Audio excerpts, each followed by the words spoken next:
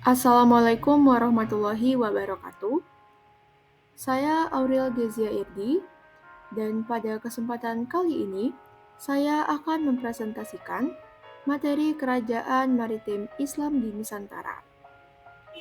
Dan pada kesempatan kali ini, saya akan membahas 3 kerajaan maritim Islam, yaitu Kerajaan Goa Talo, Kerajaan Banjar, serta Kerajaan Ternate dan Tidore. Sebelum kita membahas kerajaan-kerajaan maritim Islam di Nusantara, alangkah baiknya kita mengetahui terlebih dahulu apa itu kerajaan maritim. Menurut Kamus Besar Bahasa Indonesia, arti dari kerajaan maritim berhubungan dengan laut atau pelayaran dan perdagangan di laut. Dengan kata lain, kerajaan maritim adalah kerajaan yang ekonominya bergantung pada pelayaran serta perdagangan. Kerajaan maritim yang ada di Nusantara terkenal sampai mancanegara karena aktivitas perdagangan serta perannya dalam penyebaran agama. Yang pertama adalah Kerajaan Goa Talo. Merupakan kerajaan bercorak Islam terbesar di Sulawesi Selatan. Kerajaan Goa Talo ini berdiri sekitar abad ke-16 Masehi. Kerajaan Goa Talo juga dikenal sebagai Kerajaan Makassar.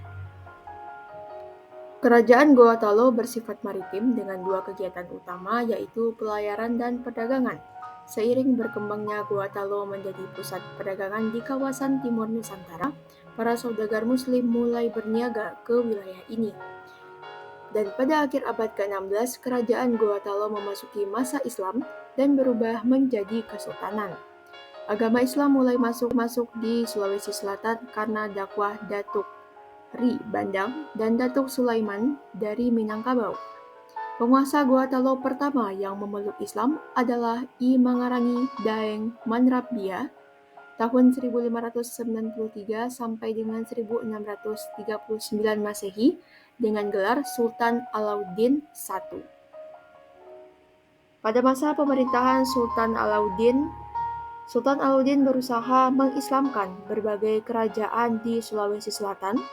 Bisa terlihat pada peta, yaitu Kerajaan Bone, Wajo, dan juga Sopeng. Namun, upaya Sultan Alauddin ini mendapat perlawanan dari Kerajaan Bone, Wajo, dan Sopeng yang membentuk Persekutuan Telung Poco atau 3 kekuasaan. Dalam perkembangannya, satu persatu kerajaan tersebut dapat ditaklukkan oleh Sultan Alauddin. Setelah menjadi Kesultanan Goa Talo yang bercorak Islam, rakyatnya sangat terikat pada norma adat yang didasarkan pada ajaran Islam. Kerajaan Goa Talo mencapai puncak kejayaan pada masa Sultan Hasanuddin, di mana Sultan Hasanuddin berhasil membangun Goa Talo menjadi kerajaan yang menguasai jalur perdagangan di Indonesia Timur. Sultan Hasanuddin juga menentang upaya VOC untuk melakukan monopoli perdagangan rempah-rempah di Indonesia Timur. Upaya Sultan Hasanuddin tersebut menimbulkan kemarahan VOC. 1666, VOC mengirim armada perang ke Makassar di bawah pimpinan Cornelis Clement. Dan untuk menguasai Goa Talo, VOC meminta bantuan Arupalaka, yaitu Raja Bone. Setelah mendapat serangan dari VOC dan Arupalaka, Sultan Hasanuddin akhirnya terdesak dan terpaksa menandatangani Perjanjian Bongaya tahun 1666. Meskipun disebut perjanjian perdamaian, isi perjanjian Bongaya adalah deklarasi kekalahan dari VOC dan menjadi awal keruntuhan kerajaan Goa Talo. Adapun dari isi perjanjian Bongaya adalah Makassar harus mengakui monopoli VOC. Yang kedua, wilayah Makassar dipersempit hingga tinggal Goa saja. Yang ketiga, Makassar harus membayar ganti rugi akibat perang. Yang keempat, Sultan Hasanuddin harus mengakui Arupalaka sebagai raja dari kerajaan Bone. Yang kelima, Goa tertutup bagi orang asing selain VOC. Dan yang keenam, benteng yang ada harus dihancurkan kecuali benteng Rotterdam. Benteng Rotterdam ini juga merupakan salah satu peninggalan kerajaan Goa Talo yang berada di sekitar pesisir pantai sebelah barat kota Makassar. Benteng Rotterdam ini dulunya juga disebut Benteng Panyua, dikarenakan berbentuk seperti penyu. Adapun untuk fungsi dari Benteng Rotterdam ini adalah sebagai markas untuk pasukan katak kerajaan Gorontalo. Selanjutnya adalah Kerajaan Banjar yang terletak di Pulau Kalimantan, tepatnya di Kalimantan Selatan. Kerajaan Banjar didirikan oleh Pangeran Samudra, yang mana setelah memeluk Islam, beliau bergelar Sultan Suryanullah. Pangeran Samudra atau Sultan Suryanullah mendirikan Kerajaan Banjar pada tahun 1520 dan menjadi Kesultanan tahun 1526. Dalam masa pemerintahan Sultan Suryanullah, Kerajaan Banjar mampu memperluas kekuasaan hingga ke Sambas, Batanglawai, Sukadana, Kota Waringin, Sampit, Madawi, dan Sambangan. Serta Kerajaan Banjar selalu mengirim upeti kepada Kerajaan Demak sebagai ucapan terima kasih atas jasa-jasanya dalam Islamisasi di wilayah Banjar. Pada abad ke-16 hingga abad ke-17 Masehi, Kesultanan Banjar menjadi pusat kekuasaan yang paling signifikan di Kalimantan. Dan masa kejayaan Kerajaan Banjar ini bermula pada masa pemerintahan Sultan Musta'in Billah.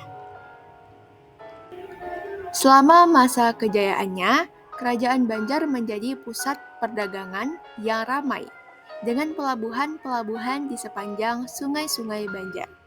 Menjadi pintu gerbang utama bagi kapal-kapal dagang dari berbagai negara. Barang-barang seperti rempah-rempah, emas, intan, dan gading diperdagangkan dengan pedagang Arab, Cina, dan Belanda. Kekayaan yang dihasilkan dari perdagangan ini memberikan kemakmuran bagi rakyat Banjar. Berikut adalah faktor-faktor penyebab kemunduran Kerajaan Banjar. Yang pertama adalah serangan dan usaha monopoli dari VOC. Selanjutnya adalah dikarenakan perebutan kekuasaan oleh penerus Sultan Adam, di mana kekuasaan Banjar terbagi 3, yaitu di bawah Tamjidillah yang ditunjuk sebagai raja, lalu Prabu Anom dan Pangeran Hidayatullah yang didukung oleh masyarakat. Salah satu peninggalan dari Kerajaan Banjar yaitu Masjid Sultan Suryansyah.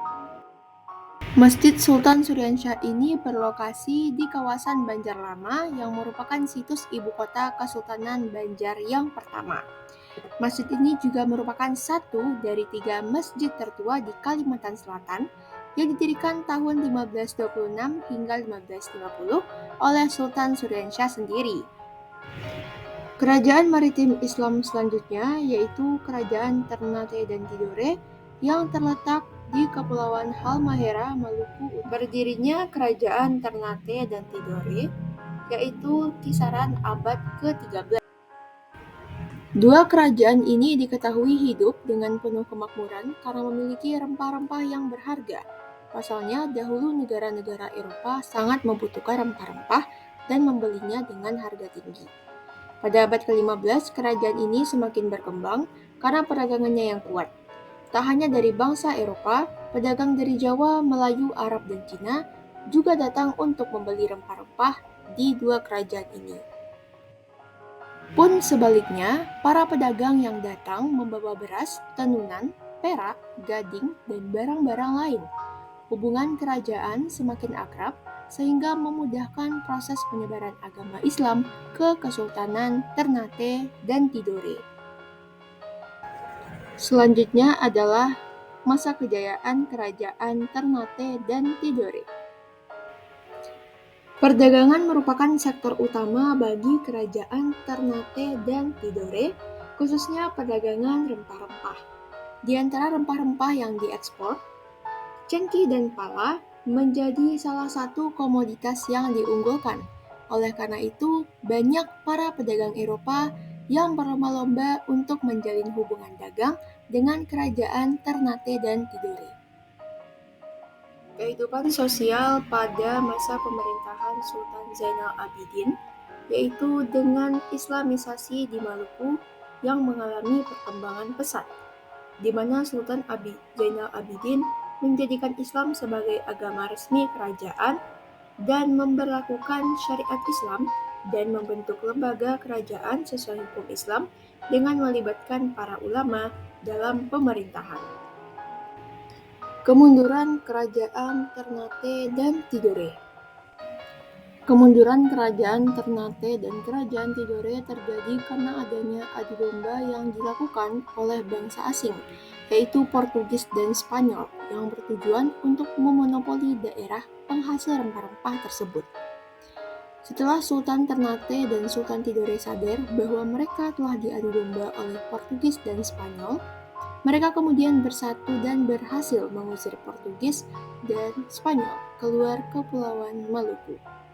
Namun, kemenangan tersebut tidak bertahan lama sebab VOC yang dibentuk Belanda untuk menguasai perdagangan rempah-rempah di Maluku berhasil menaklukkan Ternate dengan strategi dan tata kerja yang teratur, rapi, dan terkontrol dalam bentuk organisasi yang kuat. Kehidupan budaya masyarakat kerajaan Ternate dan Tidore dapat dipelajari dari berbagai peninggalan budaya. Beberapa warisan budaya peninggalan kerajaan Ternate dan Tidore yang masih dapat ditemui pada saat ini antara lain Masjid Wapawe dan Masjid Sultan Ternate. Baiklah, mungkin sekian materi yang dapat saya sampaikan mengenai kerajaan maritim Islam di Nusantara. Mohon maaf apabila ada kesalahan-kesalahan dalam menyampaikan informasi, dan terima kasih telah menonton. Assalamualaikum warahmatullahi wabarakatuh.